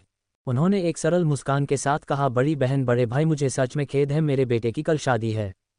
उसकी पत्नी शहर से बाहर की है और उसके रिश्तेदार आ गए हैं। मैं अभी भी व्यवस्था करने की कोशिश कर रहा हूँ, इसलिए हम थोड़े देर से हैं। और तुम्हारे बेटे की भी शादी है? मामा ने तुरंत व्यंग्यात्मक रूप से कहा, क्या कल इतना अच्छा दिन है कि हम सब ने इसे ही चुना है? खैर रामप्रसाद चाचा, मुझे डर है कि हम आपकी शादी में नहीं आ पाएंगे क्योंकि मेरे बेटे की भी शादी है। सच में? रामप्रसाद चाचा चौंक गए और जल्दी से बोले, हे भगवान, बधाई हो, बधाई हो मामा। कोई औपचारिकता नहीं? मामा ने एक बनावटी मुस्कान के साथ कहा। तो शादी कैसी चल रही है? तुमने कितनी कारें व्यवस्थित की हैं? स्थल कहाँ है? उद्घोषक के बारे में? क्या शादी का दृश्य? तुम्हारी बहू भी शहर से बाहर की है ना? वे कहाँ रहेंगे? यहाँ सब कुछ तैयार है, हमने 100 से अधिक शादी की कारों की व्यवस्था की है। स्थल शेरेटन है, हमने पूरी जगह बुक कर ली है। उद्घोषक प्रांतीय टीवी स्टेशन का एक जाना माना मेजबान है और दुल्हन पक्ष के रिश्तेदार होटल यामिनी में रह रहे हैं, सबसे अच्छे कमरों में। रामप्रसाद चाचा इस सारी जानकारी से चकरा गए और धीमी आवाज में बोले, मैं अभी भी व्यवस्था कर रहा हूँ। शादी की कारों के लिए हमारे पास 6 हैं और कुछ और जल्द ही पुष्टि हो सकती हैं। उद्घोषक के लिए हमने इसे आउटसोर्स किया है, सब कुछ शादी कंपनी द्वारा संभाला जा रहा है। मेरी लड़की के परिवार के लिए होटल अभी तय नहीं है। यहाँ शहर के होटल सच में बहुत महंगे हैं। अरे रामप्रसाद चाचा, आपका चीज़ों को संभालने का तरीका सच में अच्छा नहीं है। मामा ने तुरंत कहा, 6 शादी की कारें और 2 अभी भी बुक नहीं हुई हैं। पूरी रस्म को आउटसोर्स कर दिया और आपने दुल्हन के परिवार के लिए होटल की भी ठीक से व्यवस्था नहीं की है। आप क्या कर रहे हैं? यह शादी है या लोगों के लिए एक जाल? ये रामप्रसाद चाचा पसीने से तरबतर थे। वह बस एक सीधे सादे किसान थे, वह इन सभी व्यवस्थाओं को कैसे संभाल सकते थे? तस रामप्रसाद चाचा, और रामप्रसाद चाचा, आपके बेटे की शादी सिर्फ एक बार हो रही है, आप इसे इस तरह कैसे संभाल सकते हैं? दूसरे मामा ने भी अपनी गहरी निराशा व्यक्त की। मुझे देखो, मैं अपने बेटे के लिए सबसे अच्छा बचाता हूँ, लेकिन आप सच में हमारे परिवार का नाम डुबो रहे हैं। भले ही हम कुछ न कहें, दुल्हन का परिवार क्या सोचेगा? लीना का परिवार कुछ नहीं कहेगा, वे सभी बहुत अच्छे लोग हैं, विकास ने जल्दी से कहा। अगर वे शिकायत नहीं करते तो क्या आपको लगता है कि आप बस इसे नज़रअंदाज कर सकते हैं? बड़ी मौसी ने सीधे जवाब दिया, विकास, तुम बचपन से ही अविश्वसनीय रहे हो। यह एक बड़ी शादी का कार्यक्रम है, तुम क्या करने की योजना बना रहे हो? लोगों को सड़कों पर सुलाने की? सच में तुम बहुत गैर जिम्मेदार हो। मैं विकास एक पल के लिए शब्दों की कमी में था। मैं व्यवस्था कर रहा हूँ। तीसरे मामा ने उपहास किया। तुम कैसे व्यवस्था कर रहे हो? शहर भर में सबसे सस्ता गेस्ट हाउस खोजने के लिए दौड़ रहे हो? ओ सच में इसका क्या मतलब है? तुमने जो पाया होगा वह एक घटिया छोटा हॉस्टल होगा। रामप्रसाद चाचा पसीने से लथपथ थे, पूरी तरह से यह नहीं समझ पा रहे थे कि क्या कहें। तभी जय सिंह ने अचानक कहा, विकास तुम शादी कर रहे हो और तुमने मुझे बताया भी नहीं। हम भाई हैं, मैं तुम्हारे लिए इन चीज़ों का ध्यान रखूंगा। विकास चौंक गया और बाकी सब भी। मामा और अन्य सभी ने आश्चर्य से जय सिंह को देखा। सभी अपने दिलों में सोच रहे थे कि क्या जय सिंह का दिमाग खराब हो गया है? वह इतने बड़े वादे कैसे कर सकता है? जय नहीं, तुम्हें परेशान होने की जरूरत नहीं है, मैं इसे अपने दम पर संभाल सकता हूं, विकास ने धीमी आवाज में कहा, ये सोचते हुए कि जय सिंह हीरो बनने की कोशिश कर रहा है और चिंतित था कि उसका दोस्त खुद को शर्मिंदा कर लेगा। कोई बात नहीं काफिला, शादी, उद्घोषक स्थल, आवास, मैं तुम्हारे लिए सब कुछ ठीक से व्यवस्थित कर दूंगा, जय सिंह ने कहा। यह विकास हैरान था। जय सिंह का आत्मविश्वासी भाव ऐसा नहीं लग रहा था कि वह मजाक कर रहा है। तुम व्यवस्था का ध्यान रखोगे? दूसरे मामा अचानक हंसे। जय सिंह, तुम क्या व्यवस्था करोगे? क्या तुम सभी को अपने परिवार के पुराने मिट्टी के घर में ठहराओगे और एक काफिला, एक शादी, एक उद्घोषक, एक स्थल की व्यवस्था करोगे? अगर तुम इतने सक्षम होते तो तुम्हें कई सालों तक भागना क्यों पड़ता? अरे दूसरे भाई, ऐसा मत कहो, जय सिंह में कुछ क्षमता तो है, बड़ी मौसी ने व्यंग्यात्मक रूप से कहा। मैंने सुना है कि उसे किसी स्थानीय अमीर की नज़र लग गई थी जिसने अपनी बेटी का वादा भी उससे कर दिया था। शायद वह अपने होने वाले ससुर से मदद मांगने गया था। हा, अभी शादी भी नहीं हुई और वह पहले से ही एक औरत पर जी रहा है। क्या इस परिवार के सभी लोग ऐसे ही नहीं हैं? उसके पिता ने हमारे परिवार में कैसे शादी की थी? हा, कुत्ते की पूंछ कभी सीधी नहीं होती। भीड़ ठहाकों से गूंज उठी। जय सिंह को तिरस्कार से देख रही थी। एक उदासीन चेहरे के साथ जय सिंह ने सभी के शांत होने का इंतजार किया, फिर उसने धीरे से कहा, मेरी सगाई नहीं हुई है, वह बचपन की सगाई पहले ही भंग हो चुकी है, इसलिए कृपया भविष्य में इसे फिर से न उठाएं। अरे ये खत्म हो गया? उस अमीर आदमी को आखिरकार होश ही गया। दूसरे मामा जोर से हंसे और बाकी लोग भी कर्कश हंसी में शामिल हो गए। जय विकास ने धीमी आवाज में कहा, क्या हुआ प्रेमनाथ जी, तुम्हें काफी अच्छा मानते हैं, ये कैसे समाप्त हो सकता है? कोई चिंता नहीं, जय सिंह ने हल्की मुस्कान के साथ कहा। विकास के कंधे पर थपथपाया। वह अपनी मौसियों, मामाओं और अन्य लोगों की ओर मुड़ा और जोर से घोषित किया, मैं तुम्हें बता रहा हूं, मैंने तुम्हारा कार काफिला ले लिया है। तुम बेहतर होगा कि जल्दी से दूसरी कारें ढूंढ लो ताकि कल शादी फिर भी हो सके। सब चौंक गए और एक मामा ने तुरंत गुस्से में कहा, जय सिंह, तुम्हारा क्या मतलब है कि तुमने हमारा कार काफिला ले लिया है? मैं तुम्हें बता रहा हूं, मेरी एक भी कार तुम्हें उधार नहीं दी जाएगी। जय सिंह ने उसे पूरी तरह से नजरअंदाज कर दिया और विकास से मुस्कुराते हुए कहा, तुम्हारी पत्नी का पूरा परिवार आ गया है ना? होटल में मत रुको, मेरे घर पर रुको। आखिरकार घर ज्यादा आरामदायक होता है। मैं किसी को तुम्हारे लिए व्यवस्था करने के लिए कहूंगा। यह विकास ने शर्मिंदा होते हुए कहा, यह उचित नहीं है, मेरी पत्नी के परिवार से 30 या 40 लोग आए हैं, कोई बात नहीं, वे रह सकते हैं। जय सिंह ने उसे मुस्कान के साथ आश्वासन दिया। विकास हैरान था। 30 या 40 लोग? किस तरह का घर इतने लोगों को ठहरा सकता है? हाँ, 30 या 40 लोग, और वे अभी भी रह सकते हैं। जय सिंह, क्या तुम लोगों से कह रहे हो कि वे तुम्हारे घर पर एक के ऊपर एक चढ़कर सोए? मामा दिल खोलकर हंसे। जय सिंह ने उन्हें नजरअंदाज किया और विक्रम सिंह और सरिता से कहा, पिताजी मेरा खाना हो गया, चलो अब चलते हैं, आप लोग जारी रखें। बोलने के बाद जय सिंह विकास को लेकर चला गया और आगे नहीं रुका। बाहर आने के बाद विकास ने जल्दी से जय सिंह को रोका, चिंतित होकर बोला, जय इस तरह मजाक मत करो, वे सब बड़े हैं, तुम्हारे माता पिता की नौकरी उन पर निर्भर करती है, ये झमेला मत खड़ा करो। कोई चिंता नहीं, जय सिंह ने मुस्कान के साथ कहा, रुको मैं तुम्हारे लिए कुछ व्यवस्था करता हूँ। जय सिंह एक तरफ गया और लाला भाई को फोन किया, लाला भाई मेरे लिए सबको सूचित कर दो, कल मुझे मेरे भाई की शादी के लिए रामपुर शहर की सभी बेहतरीन कारों का उपयोग करना है। मेरे भाई का नाम विकास और शादी का स्थल, तुम मेरी मदद करो उसे व्यवस्थित करने में। मुझे परवाह नहीं है कि वह कौन सी जगह है, जब तक कि वह कारों के आगमन के साथ ट्रैफिक जाम से बचने के लिए पर्याप्त विशाल हो। विकास कुछ दूरी पर खड़ा चकित था। ये काफ़ी ज़बरदस्ती थी है ना, रामपुर शहर की सभी अच्छी कारों पर कब्जा करना। वह खुद को क्या समझता था, रामपुर शहर का शीर्ष अधिकारी। फ़ोन रखने के बाद जय सिंह ने विकास को एक मुस्कान दी और नागेश नायक को फ़ोन किया। जो उसने पहले कहा था उसे दोहराया, लेकिन इस बार राजधानी शहर से कारों का अनुरोध किया। साथ ही वह चाहता था कि राजधानी का सबसे अच्छा उद्घोषक शादी की मेजबानी करे। फिर जय सिंह ने विक्रम ठाकुर, तेज प्रताप सिंह, अमरेंद्र सिन्हा और 10 बड़े परिवारों में से कुछ अन्य लोगों को फ़ोन किया। सब कुछ व्यवस्थित करने के बाद जय सिंह अंततः विकास के पास लौटा, मुस्कान के साथ बोला, ठीक है, मैंने बाहर की चीज़ें सुलझा ली हैं, अब चलो तुम्हारी पत्नी के परिवार को मेरे घर ले चलते हैं। जय, क्या तुम सच कह रहे हो? विकास के होंठ कांप रहे थे। तुम मेरे भाई हो, मैं कैसे गंभीर नहीं हो सकता, जय सिंह ने हल्की मुस्कान के साथ कहा। विकास को साथ खींचते हुए वे चले गए।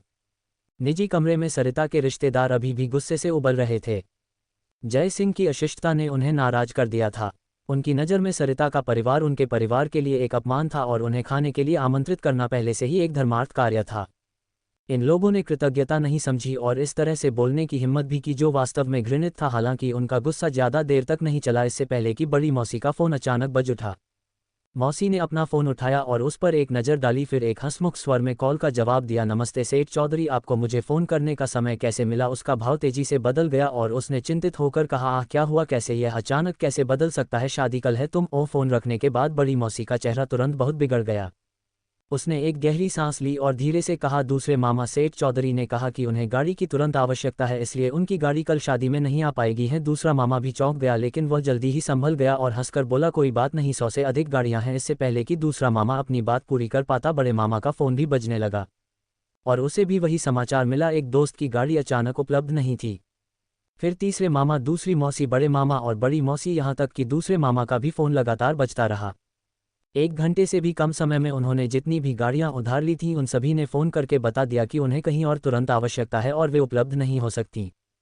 सब लोग लगभग पागल हो रहे थे। 1 या 2 गाड़ियों में कोई समस्या होना तो क्षमा करने योग्य था, लेकिन 100 से अधिक गाड़ियों का एक ही समय पर फ़ोन करके ये कहना कि वे उपलब्ध नहीं है, ये कैसा भद्दा मजाक था? ऐसा कैसे हो सकता है कि उन सभी को एक साथ कोई समस्या आ गई हो? सरिता आराम से अपनी चाय पी रही थी, वह भी इन रिश्तेदारों से निराश थी और उसने बीच में बोलने की कोई आवश्यकता नहीं समझी। वह जानती थी कि यह सब जय सिंह का ही किया धरा है।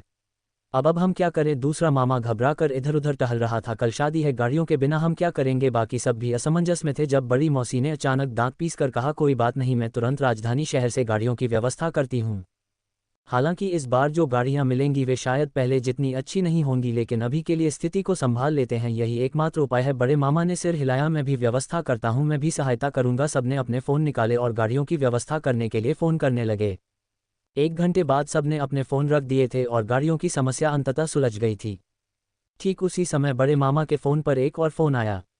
अरे सेठ कंग, होटल यामिनी के मालिक। बड़े मामा जोर से हंसे और फ़ोन को मेज पर स्पीकर पर रख दिया। सेठ कंग नमस्ते। अरे पुराने दोस्त, कुछ हो गया है और मुझे सच में खेद है, लेकिन जो कमरे तुमने मांगे थे वे शायद अब उपलब्ध नहीं है। दूसरी तरफ से एक जल्दबाजी में आवाज़ आई है। बड़ा मामा चौंक गया, पुराने दोस्त? क्या हो रहा है? मेरे भतीजे की कल शादी है, तुम ये क्या कर रहे हो? ऐसी बात नहीं है, प्रदेश के कुछ बड़े लोग मेरे होटल में रुकने आ रहे हैं और उन्होंने पूरा होटल बुक कर लिया है। मैं सच में कुछ नहीं कर सकता। धत्तेरे की, ये कौन बड़े लोग हैं जो इतने शक्तिशाली हैं? बड़े मामा ने गुस्से में कहा, मुझे ठीक से नहीं पता, लेकिन उनमें से एक शायद विराट ग्रुप के सीईओ हैं। क्या? बड़ा मामा लगभग उछल पड़ा, मजाक कर रहे हो? विराट ग्रुप के सीईओ तुम्हारे होटल यामिनी में रुक रहे हैं? वे यात्रा करते समय हमेशा 5 सितारा होटलों में रुकते हैं। वे रामपुर शहर के सबसे अच्छे होटल नंदनवन होटल में क्यों नहीं रुकेंगे? नंदनवन होटल पहले से ही पूरी तरह से बुक है। धत तेरे की, एक 5 सितारा होटल पूरी तरह से बुक? मजाक कर रहे हो क्या? बड़े मामा ने घूर कर देखा। इसके अलावा विराट ग्रुप के सीईओ चाहे होटल कितने भी भरे हों, क्या उनके लिए जगह नहीं होगी? यह सच में असंभव है, सेठ कंग ने धीमी आवाज में कहा। मैंने सुना है कि नंदनवन होटल में राजधानी शहर के 10 बड़े परिवारों के लोग रुक रहे हैं, जिनमें नागेश नायक और अमरेंद्र सिन्हा भी शामिल हैं। बड़ा मामा निशब्द हो गया, ये क्या बकवास है? नागेश नायक और अमरेंद्र सिन्हा रामपुर शहर में क्या कर रहे हैं? मैं सच में तुम्हारी सहायता नहीं कर सकता, बस इतना ही, फिर कभी बात करते हैं। सेठ कंग ने फ़ोन काट दिया और बड़ा मामा हक्का बक्का रह गया। विराट ग्रुप के सीईओ के यामिनी में रुकने पर वह और क्या कह सकता था? जैसे कि चीजें पहले से ही खराब नहीं थी। दरवाजा अचानक खुला और शेरेटन का मालिक अंदर आया। अरे मैनेजर शर्मा! बड़ी मौसी तुरंत खड़ी हो गई मुस्कुराते हुए। मैं सबसे परिचय करा दूं, ये शेरेटन के मालिक हैं। मैनेजर शर्मा बस। मैनेजर शर्मा ने अपने हाथों से इशारा किया। परिचय की कोई आवश्यकता नहीं है, मैं आप सबको व्यक्तिगत रूप से बताने आया हूँ। मुझे सच में खेद है, लेकिन कल होटल का उपयोग भी नहीं किया जा सकता है। सब चौंक गए और बड़ी मौसी का गुस्सा फूटने वाला था। क्या हो रहा है? पहले सब ठीक था, अब इसका उपयोग क्यों नहीं किया जा सकता? मेरे भतीजे की शादी है, ये कैसा मजाक है? अरे दोस्त, मैं मजाक नहीं कर रहा हूँ, मैनेजर शर्मा ने कहा। कल किसी ने पहले ही शेरेटन बुक कर लिया है और यह आम जनता के लिए नहीं खुलेगा, लेकिन मैंने इसे पहले आरक्षित किया था। बड़ी मौसी ने चिंतित होकर कहा, मुझे पता है, इसीलिए हम अनुबंध के अनुसार आपको 3 गुना मुआवजा देंगे। ये काम हम सच में नहीं ले सकते, मैनेजर शर्मा ने क्षमाप्रार्थी भाव से कहा। बड़ी मौसी गुस्से में थी। ये 3 गुना मुआवजे की बात नहीं है, कौन इतना दुस्साहसी है? मैंने होटल बुक किया और वे मेरी जगह लेना चाहते हैं, उन्हें यहाँ बुलाओ, मैं उनसे व्यक्तिगत रूप से पूछना चाहती हूँ, उनमें ऐसा क्या खास है? वो मैनेजर शर्मा ने अपना सिर खुजलाया और धीमी आवाज में बोला, शायद यह असुविधाजनक होगा। क्या असुविधाजनक है? उन्हें अभी यहाँ बुलाओ, बड़ी मौसी ने गुस्से में मांग की। मैनेजर शर्मा ने कहा, ये यशस्वी ग्रुप के सीईओ और विराट ग्रुप के सीईओ भी हैं, उन्होंने और कुछ अन्य निगमों ने मिलकर शेरेटन बुक किया है। बड़ी मौसी वह अंततः समझ गई कि असुविधा क्या थी। ऐसे बड़े लोगों से मिलना उसकी पहुंच से बाहर था। ठीक है, आप लोग जारी रखें। ये भोजन भी हमारी तरफ से है, उसके लिए क्षमा करें। मैनेजर शर्मा बाहर चले गए। कमरे में सन्नाटा छा गया। गाड़ियां चली गईं, होटल चला गया, सराय चली गई। क्या इससे अधिक दुर्भाग्यपूर्ण कुछ हो सकता था? तभी बड़ी मौसी के फ़ोन पर एक और फ़ोन आया। अरे दोस्त, मुझे बहुत खेद है, हमारे उद्घोषक को कल कुछ जरूरी काम है और वह सच में नहीं आ सकता। कृपया अन्य व्यवस्था कर लें। बस इतना ही। 2 वाक्य समाप्त करने के बाद फ़ोन तुरंत काट दिया गया, जिससे बड़ी मौसी को आगे पूछताछ करने का कोई अवसर नहीं मिला। बड़ी मौसी धड़ाम से बैठ गई, लेकिन परीक्षा अभी समाप्त नहीं हुई थी क्योंकि फ़ोन फिर से बज उठा। बड़ी मौसी ने कॉलर आईडी देखी और सुस्त होकर उत्तर दिया, दोस्त डोंगरे, क्या तुम भी नहीं आ पा रहे हो? मैं तो रास्ते में ही हूँ। बड़ी मौसी की आत्मा तुरंत जाग उठी, जैसे किसी डूबते हुए व्यक्ति को तिनके का सहारा मिल गया हो। उसने कहा, ये तो बहुत बढ़िया है, बहुत बढ़िया दोस्त डोंगरे, तुम सच में एक भरोसेमंद दोस्त हो। बाकी सब भी प्रसन्न थे, कम से कम एक चीज़ तो सही हो रही थी। लेकिन मैं कब पहुंचूंगा ये कहना कठिन है, दोस्त डोंगरे ने कहा। है, बड़ी मौसी उलझन में पड़ गई। क्या हुआ, तुम्हें नहीं पता? हाईवे पूरी तरह से जाम है, दोस्त डोंगरे ने कहा। मेरी गाड़ी अभी अभी एक्सप्रेसवे में प्रवेश की है और यह हाईवे के प्रवेश द्वार से 10 किलोमीटर दूर है और यातायात रुका हुआ है। सड़क गाड़ियों से भरी है और इस गति से मैं शायद आधी रात तक हाईवे पर नहीं चढ़ पाऊंगा। हाईवे पर भी जाम लगने की संभावना है। कल दोपहर तक पहुंच पाऊंगा या नहीं ये कोई नहीं बता सकता। क्या आखिर हुआ क्या है? बड़ी मौसी ने घबरा कर पूछा। रात का समय है, कोई छुट्टी या त्योहार नहीं है, फिर इतनी भीड़ क्यों है? मुझे कैसे पता होगा? लेकिन यहाँ तक के रास्ते में सभी गाड़ियाँ महंगी हैं, फरारी और लैम्बोर्गिनी सब मेरे बगल में फंसी हुई हैं। मैं क्या कहूँ, वहाँ आगे एक रोल्स रॉयस भी है। वाह, ऐसी गाड़ियों के साथ यातायात में फंसना कितना बड़ा सम्मान है। दोस्त डोंगरे का फ़ोन अभी कटा ही था कि बाकी सबके फ़ोन भी एक के बाद एक बजने लगे और यह उन अतिरिक्त गाड़ियों के फ़ोन थे जिनकी व्यवस्था उन्होंने बाद में की थी। इन गाड़ियों ने फ़ोन करके या तो ये बताया कि वे नहीं आ सकतीं या फिर दोस्त डोंगरे की तरह वे सड़क पर फंसी हुई थीं और समय पर नहीं पहुंच सकती थीं। मामा घबराहट में इधर उधर टहल रहे थे। जब सब कुछ ठीक से व्यवस्थित हो गया था तो इतनी बड़ी गड़बड़ी कैसे हो सकती थी? न गाड़ियां, न मेजबान, न होटल और न ही किराए का आवास या शादी, आखिर कैसे हो सकती थी? बड़ी बहन, अब हम क्या करें? मामा ने दुखी होकर पूछा।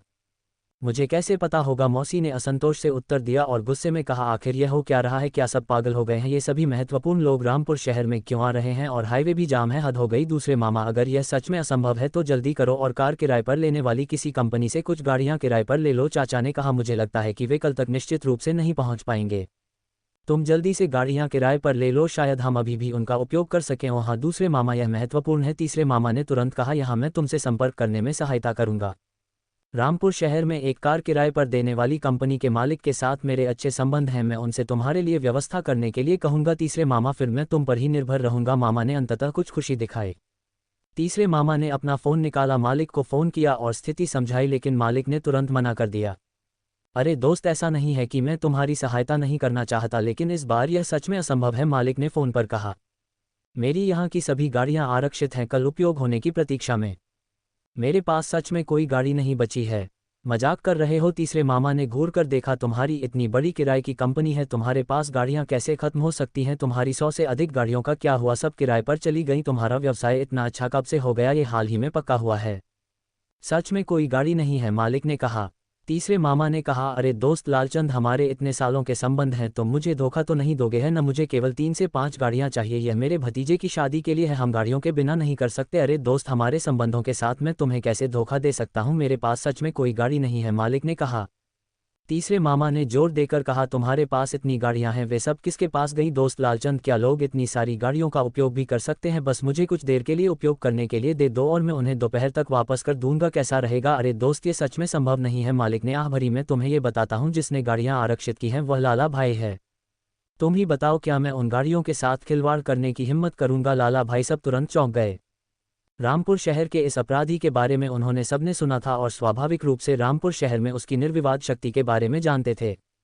होलकर परिवार के समर्थन से कोई भी लाला भाई से उलझने की हिम्मत नहीं करता था। अगर लाला भाई को गाड़ियों की आवश्यकता होती तो किराए की कंपनी के मालिक की तो बात ही छोड़ो, यहाँ तक कि वे अमीर से भी उसके साथ प्रतिस्पर्धा करने की हिम्मत नहीं करते। तो ये लाला भाई थे। तीसरे मामा ने आह भरी, जब ऐसा है तो मैं कोई और उपाय सोचूंगा। दोस्त लालचंद, फिर भी धन्यवाद। वैसे क्या तुम यहाँ आसपास किसी और परिचित किराए की कंपनी को जानते हो? अरे दोस्त, मैं तुम्हें सलाह देता हूँ कि तुम कोई और उपाय सोचो, मालिक ने कहा।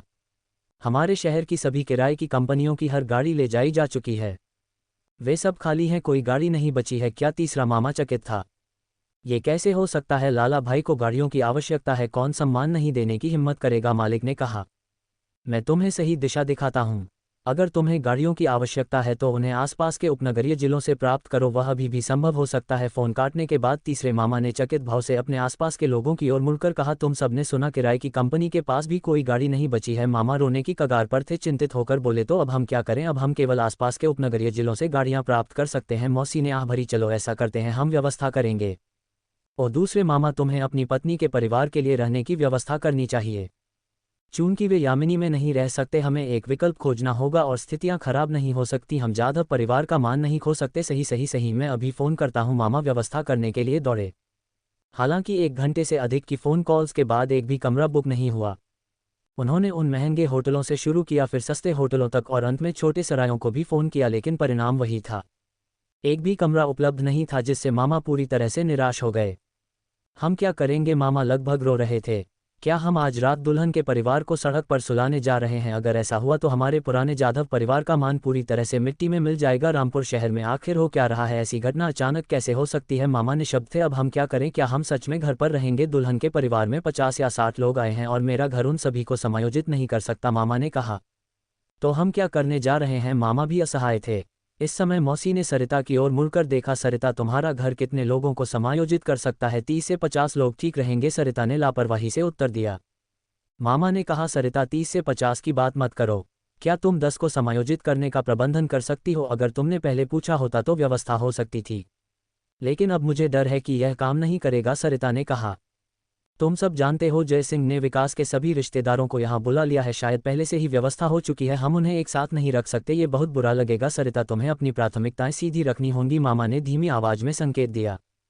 चाचा रामप्रसाद शर्मिंदा थे। वे चचेरे भाई थे और इसलिए सरिता उनकी भतीजी थी, इसलिए स्वाभाविक रूप से उनका रिश्ता थोड़ा दूर का था। मामा के शब्द अनिवार्य रूप से सरिता को अपने परिवार की सहायता करने के लिए एक सीधा अनुस्मारक थे। चाचा रामप्रसाद खुद भी बहुत चिंतित थे। उन्होंने अभी अभी देखा था कि फ़ोन पर कोई भी कमरा नहीं मिल पा रहा है। बाहर के होटलों में कोई कमरा उपलब्ध नहीं होने पर अगर सरिता ने मामा के पक्ष के परिवार के लिए अपना घर खाली कर दिया तो क्या उनके अपने ससुराल वालों को सड़कों पर सोना नहीं पड़ेगा? ये काम नहीं करेगा, सरिता ने सपाट रूप से मना कर दिया। जय सिंह और विकास के इतने अच्छे संबंध हैं, हम विकास के पक्ष के लिए इसे कठिन नहीं बना सकते। जय सिंह तो बस एक बाहरी व्यक्ति है, मामा ने नाराजगी से कहा। घर पर तुम्हारी चलती है या? जय सिंह की मामा, अपनी जुबान पर ध्यान दो, सरिता भी गुस्से में थी। विक्रम सिंह मेरे पति हैं और जय सिंह मुझे अभी भी मौसी कहेगा। वह मेरे परिवार का हिस्सा है, उसे घर पर निर्णय लेने का अधिकार है। सब चौंक गए। सरिता इतनी दबंग कब से हो गई? सरिता, तुम बस यह नहीं देख सकती कि मामा के पक्ष का मान चला जाए, मामा ने विलाप किया, पारिवारिक संबंधों से सरिता को पिघलाने की उम्मीद में। सरिता ने अपनी भौहें सिकुड़ी और कहा, बस मैं रहने की समस्या का ध्यान रखूंगी। सच में मामा खुश हो गए तो मैं उन्हें अभी तुम्हारे घर भेजता हूं। सरिता, कोई आवश्यकता नहीं, सरिता ने अपना हाथ हिलाया। सिटी हॉस्पिटल का गेस्ट हाउस आम जनता के लिए खुला नहीं है और वहां अक्सर कई कमरे खाली रहते हैं। मैं उनसे कहूंगी कि वे वहां कुछ कमरों की व्यवस्था कर दे। क्या? सब चौंक गए और तीसरे मामा ने घूर कर देखा। सरिता, क्या तुम पागल हो गई हो? सिटी हॉस्पिटल का गेस्ट हाउस ऐसी जगह नहीं है जहां बाहरी लोग प्रवेश कर सकें। मेरे 2 दोस्त जो वहां निदेशक हैं, उनसे भी यह व्यवस्था करने के लिए नहीं कहा गया है। तुम कैसे कर सकती हो? क्या तुम्हें सच में लगता है कि सिटी हॉस्पिटल में तुम्हारा इतना ऊंचा पद है? सरिता ने उसकी अनदेखी की और सीधे डीन वर्मा को फ़ोन करके अपना इरादा बताया। 50 से 60 लोग ठीक है, डीन वर्मा ने एक पल सोचा और कहा, हमें शायद 30 कमरों की आवश्यकता होगी। गेस्ट हाउस में अभी 20 से अधिक कमरे उपलब्ध हैं, लेकिन चिंता मत करो, मैं थोड़ी देर में समन्वय करूंगा। यहाँ आसपास के शहर के कुछ अस्पताल अध्ययन यात्रा के लिए आए हैं और उनके लोग गेस्ट हाउस में ठहरे हुए हैं। हम उनसे 10 कमरे खाली करने के लिए कह सकते हैं। मैं तुम्हारे लिए 35 कमरे इकट्ठे कर दूंगा, ये लगभग ठीक होना चाहिए, है ना? 35 कमरे कैसे रहेंगे? सरिता ने अपने दूसरे मामा से पूछा। दूसरा मामा अभी भी उलझन में था। 30-35 कमरे किस लिए? 35 कमरे, सरिता ने जोर से कहा।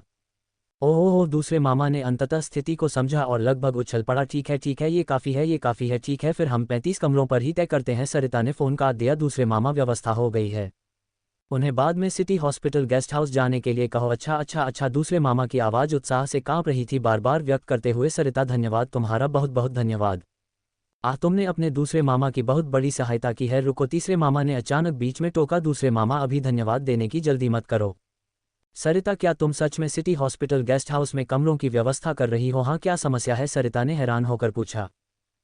तीसरे मामा ने उपहास किया, मैंने अभी फ़ोन पर सुना, बाहर से आए यात्रा समूहों को कमरे खाली करने देना हो। सरिता, तुमने इन पिछले कुछ वर्षों में अपने लिए अच्छा किया है, अब सिटी हॉस्पिटल में तुम्हारा इतना दबदबा है, ये कोई बड़ी बात नहीं है, मुख्य रूप से क्योंकि डीन वर्मा और मैं दोस्त हैं, सरिता ने गर्व की मुस्कान के साथ कहा।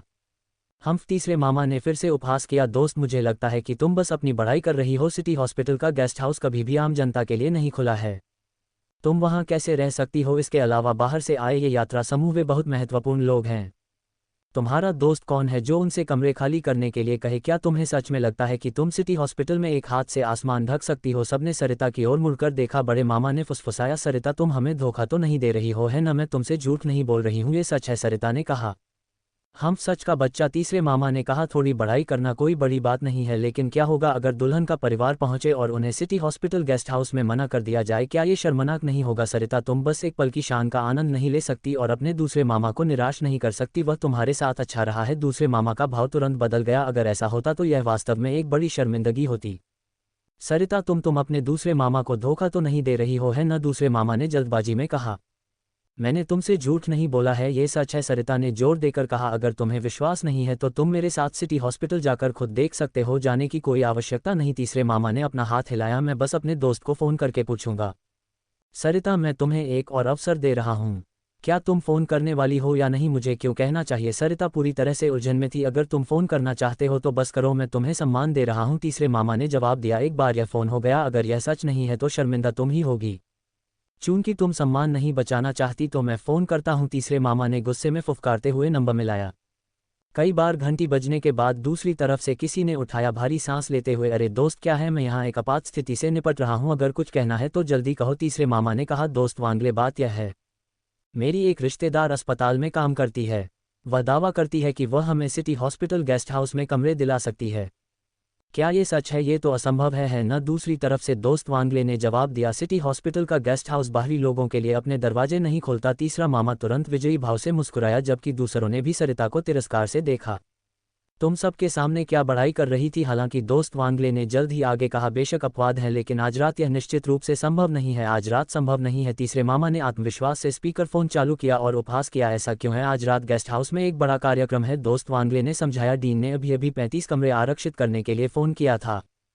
गेस्ट हाउस में केवल 20 से अधिक कमरे उपलब्ध हैं, इसलिए मैं अभी वहां जल्दी में जा रहा हूं ताकि कुछ यात्रा समूहों से बातचीत करके 10 कमरे खाली करा सकूं और 35 कमरे पूरे कर सकूं। क्या? तीसरे मामा की आंखें लगभग बाहर निकल आईं और वहां मौजूद सभी लोग हक्के बक्के रह गए। क्या क्या हो रहा है? ये तो ठीक वैसा ही था जैसा सरिता ने कहा था। क्या ये सिर्फ एक संयोग हो सकता है? ठीक है, मैं और बात नहीं कर सकता, मुझे जल्दी करनी है, दोस्त वांगले ने कहा। रुको, तीसरे मामा ने तत्काल पुकारा। दोस्त वांगले बस एक और सवाल। क्या तुम सरिता को जानते हो? जानता हूं, वह हमारे अस्पताल की कैंटीन की खरीद फरोख्त की प्रभारी है और डीन के साथ उसके बहुत अच्छे संबंध हैं, एक बहुत ठोस पृष्ठभूमि है। ठीक है, मैं अब फ़ोन रख रहा हूं, दोस्त वांगले ने जवाब दिया। लाइन कट गई और दोस्त वांगले के फ़ोन से डिस्कनेक्ट की आवाज़ चुपचाप भीड़ के कानों में विशेष रूप से चुभ रही थी। तीसरा मामा हक्का बका रह गया। आखिर यह हो क्या रहा था? सरिता सच में अस्पताल में काम करती थी और इससे भी बढ़कर वह खरीद फरोख्त की प्रभारी थी, एक ऐसा पद जिसमें बहुत सारे लाभ थे। डीन के साथ दोस्त, एक ठोस पृष्ठभूमि के साथ, यह कैसा मजाक था? क्या वह उसी व्यक्ति के बारे में बात कर रहा था? फिर भी 35 कमरों का मामला और यात्रा समूहों से कमरे खाली करने के लिए कहना ठीक वैसा ही था जैसा उसने कहा था। ये झूठ नहीं लग रहा था, लेकिन आखिर हो क्या रहा था? सरिता क्या ये सच है? दूसरे मामा ने अविश्वास से पूछा। बेशक ये सच है, सरिता ने चिढ़कर जवाब दिया। मैं तुमसे झूठ क्यों बोलूंगी? दूसरे मामा की आंखें और भी चौड़ी हो गईं। अगर यह उसके सामने वास्तव में नहीं हुआ होता तो वह ऐसी बात पर कैसे विश्वास कर सकता था? तो हम इन कमरों में रह रहे हैं या नहीं? सरिता ने झिड़ककर कहा। अगर हम नहीं रह रहे हैं तो मैं डीन वर्मा को फ़ोन करके कह दूंगी कि वे परेशान न हो, हम रह रहे हैं। बेशक हम रह रहे हैं, दूसरे मामा ने जल्दी से पुष्टि की। सरिता तुम्हारा दूसरा मामा तुम्हें धन्यवाद देता है। सरिता ने मुंह फुला लिया, पूरी तरह से उदासीन। वह पहले ही देख चुकी थी कि इन रिश्तेदारों में उसके लिए ज़रा भी स्नेह नहीं था। वह अपने दूसरे मामा की सहायता केवल उनके खून के रिश्ते के कारण कर रही थी, बाकी सब कुछ के लिए वह कोई हिस्सा नहीं लेना चाहती थी। हालांकि दूसरा मामा और भी लालची हो गया। फुसफुसाते हुए, सरिता जब तुम डीन वर्मा के इतने करीब हो तो क्या तुम्हें लगता है कि तुम उनसे हमारे लिए कुछ शादी की गाड़ियों की व्यवस्था करने में सहायता करने के लिए कह सकती हो? सबने सरिता की ओर देखा। अगर वह अब शादी की गाड़ियाँ व्यवस्थित कर सकती तो उसकी क्षमता सचमुच प्रभावशाली होती।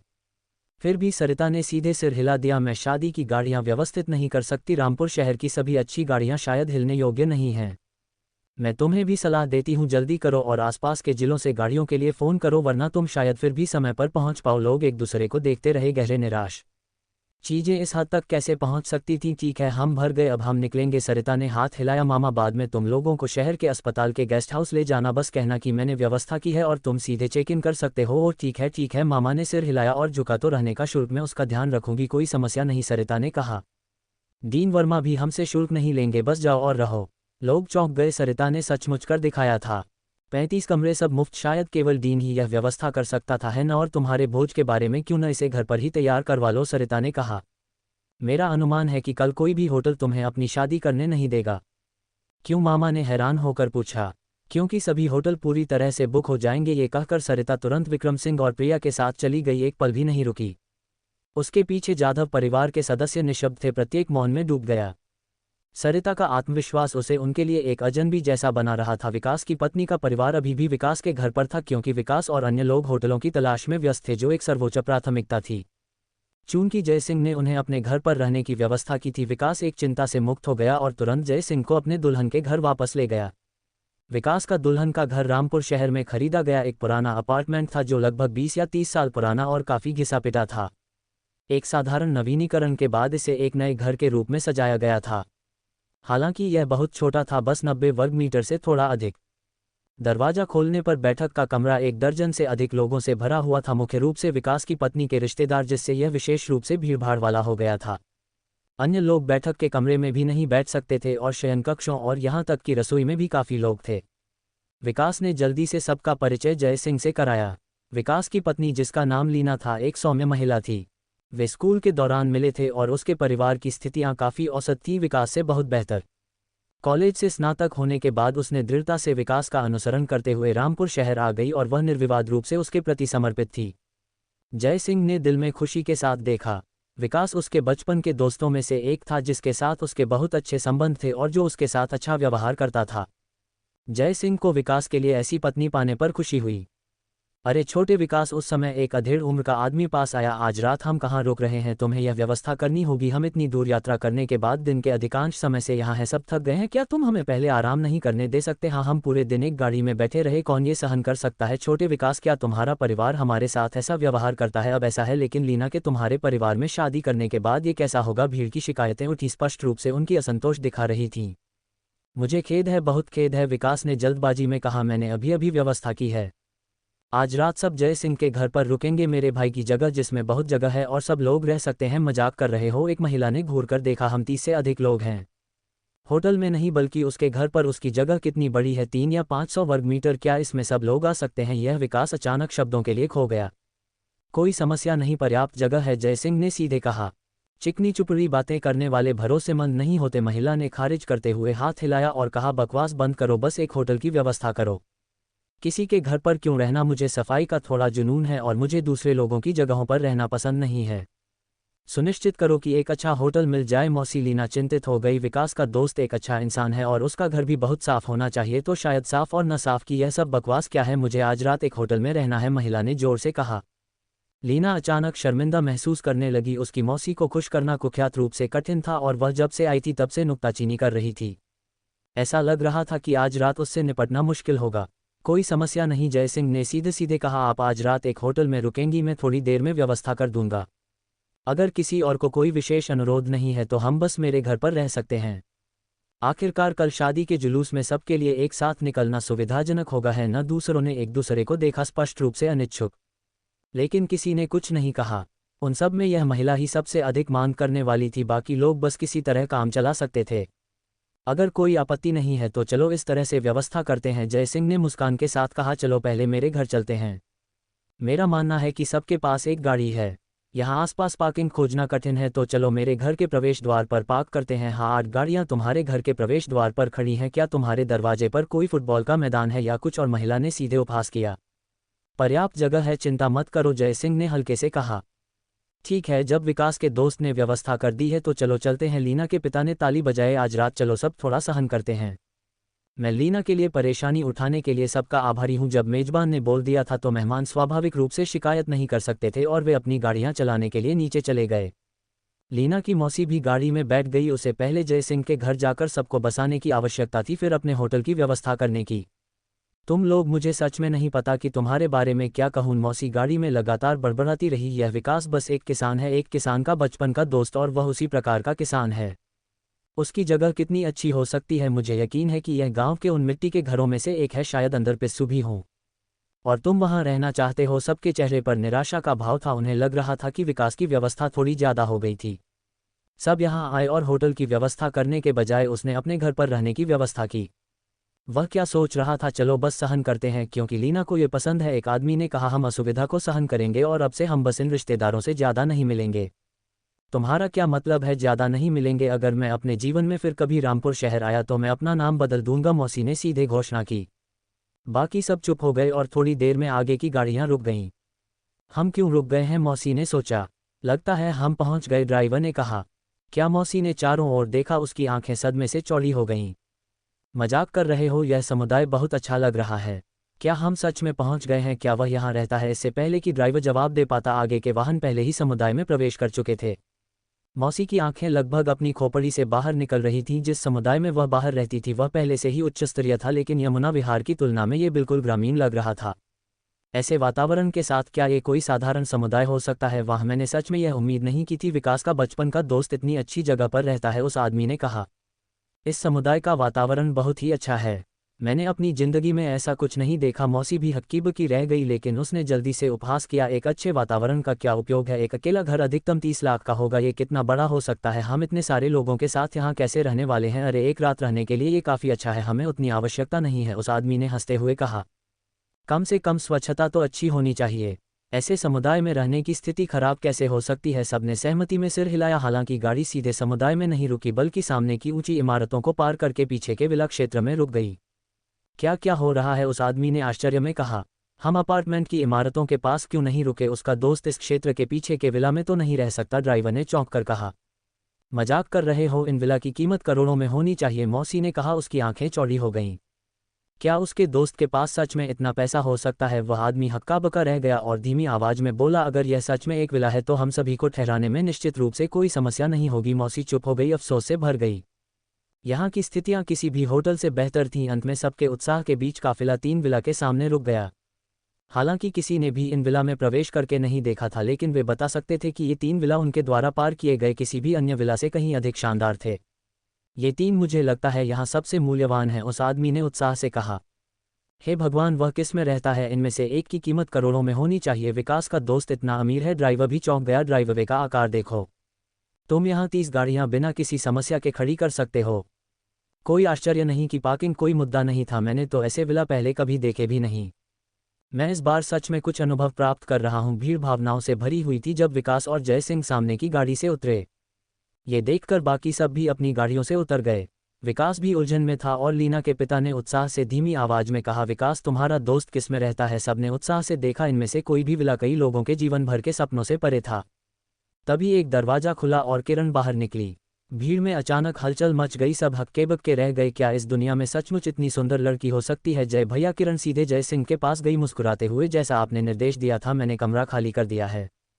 आज रात हम सब आपके विला में रहेंगे और मेहमान इन 2 बाहर वाले विला में रह सकते हैं। कैसा रहेगा? सब हक्के बक्के रह गए। यह 1 और 2 विला के बारे में क्या था? उसका क्या मतलब था? ठीक है, जय सिंह ने सिर हिलाया, विकास की ओर मुड़ा और मुस्कुराया। विकास, उन्हें इन 2 विला में ले जाओ ताकि वे जो भी कमरा चाहें चुन ले, वे सब उपलब्ध हैं। विकास अभी भी घबराहट में था। क्या क्या 2 विला? बाहर के 2 घर, जय सिंह ने इशारा करके कहा। ये 2 तुम्हारे रहने के लिए तैयार किए गए हैं। है विकास चकित था। तो तुम कहाँ? हम अंदर वाले स्वीट में रहते हैं, जय सिंह ने कहा। है विकास फिर से चकित हो गया। इस समय लीना के पिता ने फुसफुसाया, ओम नौजवान, मैं ठीक से समझ नहीं पा रहा हूँ। तुम्हारा मतलब है तीनों स्वीट्स में रहा जा सकता है? बेशक, जय सिंह ने उत्तर दिया। मैंने कहा नहीं था, अगर तुम मेरे यहाँ रहने आओ तो ये तीनों मेरे घर हैं। बेशक तुम किसी में भी रह सकते हो, सब पर जैसे बिजली गिर गई हो। इन 3 विला में से कोई भी बेहद मूल्यवान था और अब तीनों जय सिंह के थे। ये जय सिंह आखिर कितना अमीर था? ठीक है, यात्रा से सब थक गए हैं तो चलो पहले आराम करते हैं, जय सिंह ने मुस्कान के साथ कहा। विकास, मैं एक फ़ोन करूं और लीना और उसके माता पिता बीच वाले स्वीट में रहें। वह है जहां मेरी बहन और उसके पति रहते हैं, लेकिन वे बहुत कम घर पर होते हैं, इसलिए यह व्यावहारिक रूप से अछूता है। नवविवाहितों के लिए एकदम सही। तुम्हें क्या लगता है? विकास अभी तक संभला भी नहीं था और बड़बड़ाया। ठीक है, तुम तय करो, तुम व्यवस्था करो तो मैं व्यवस्था करता हूं। जय सिंह ने हाथ हिलाया। ठीक है, चलो पहले अंदर चलते हैं। लीना, अपने चाचा और चाची को बीच वाले स्वीट में ले जाओ। किरण, जाओ उनकी मदद करो। बाकी सब मेरे पीछे इस बाहरी स्वीट में आओ और अपने कमरे चुनो। ये कहकर जय सिंह लोगों को सीधे विला के अंदर ले गया। बाहर ये लोग पहले से ही अभिभूत थे। एक बार अंदर वे और भी चकाचौंध हो गए। इस विला की सजावट बाहरी हिस्से से भी अधिक शानदार थी। क्या ये सच में रहने के लिए है? पहले वाली गाड़ी के आदमी ने कांपती आवाज में कहा। मैंने अपनी पूरी जिंदगी में इतना सुंदर घर नहीं देखा। हाँ, ये बहुत ज्यादा है, ड्राइवर ने रोमांचित होकर कहा। मौसी पीछे पीछे चल रही थी, उसकी आंखें चौड़ी और बिना पलक झपकाए घर की समृद्धि से बस अभिभूत। वह खुद को अच्छी खासी मानती थी, 5 सितारा होटलों में रह चुकी थी, लेकिन उन होटलों की सजावट इस विला की तुलना में कुछ भी नहीं थी।